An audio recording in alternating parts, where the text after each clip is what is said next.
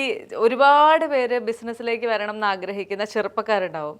അവർക്കൊക്കെ ഒരു ഉപദേശം അല്ലെങ്കിൽ ഒരു അഡ്വൈസ് കൊടുക്കാൻ പറഞ്ഞു കഴിഞ്ഞാൽ സാർ എന്തായിരിക്കും നൽകുക? ഞാൻ പറയുന്നത് ബിസിനസ് രംഗമാണ് ഏറ്റവും നല്ല രംഗം. നമുക്കറിയാമല്ലോ എത്ര പഠിച്ച് ജോലി കിട്ടിയാലും അവർക്ക് കിട്ടുന്നതിനേക്കാളും കൂടുതൽ ഏൺ ചെയ്യാൻ പറ്റുന്നത് ബിസിനസ്സിലാണ്.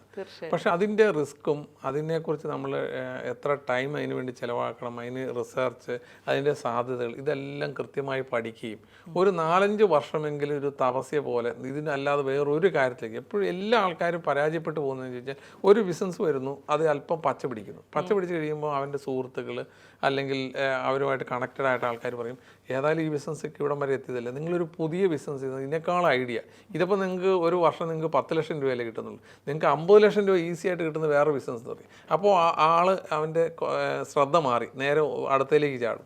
അപ്പോൾ അത് വന്നു കഴിയുമ്പോഴത്തേക്കും പറയും ഇതല്ല, ഈ 2 കോടി രൂപ ലാഭം കിട്ടുന്ന വേറെ ബിസിനസ് ഉണ്ട്. അപ്പം ഇത് ഒരു പൈസയൊക്കെ റോൾ ചെയ്ത് വരുന്ന സമയത്താണ് ഈ ബിസിനസ് തകരുന്നത്. കാരണം അവർക്ക് ആ പൈസ എവിടെ ഇൻവെസ്റ്റ് ചെയ്യണമെന്ന് അറിയത്തില്ല, അല്ലെങ്കിൽ പൈസ വേറെ കുറച്ചും കൂടെ ആ ഒരു ബന്ധങ്ങൾ ഉപയോഗിച്ച് ലോണൊക്കെ എടുത്തിട്ട് അടുത്ത പ്രസ്ഥാനം തുടങ്ങും. ഒരു 2-3 പ്രസ്ഥാനം ആകുമ്പോഴത്തേക്ക് എവിടെയും നമ്മൾ ശ്രദ്ധ കേന്ദ്രീകരിക്കാൻ പറ്റാതെ വരും. അങ്ങനെ വരുമ്പോഴാണ് സാധാരണ ഇതിൽ എപ്പോഴും ബിസിനസ് കറക്റ്റ്. നമുക്ക് ചിലപ്പോൾ നമ്മൾ ചെയ്യുന്ന ബിസിനസ്സിൽ ലാഭം കുറവായിരിക്കാം, പക്ഷേ നമ്മൾ അത് ഫോക്കസ്ഡ് ആയിട്ട് ലോങ് ടൈം വർക്ക് ചെയ്യാൻ തയ്യാറാണെങ്കിൽ ആ ബിസിനസ്സിൽ നമ്മൾ വിജയിക്കും, യാതൊരു സംശയമില്ല.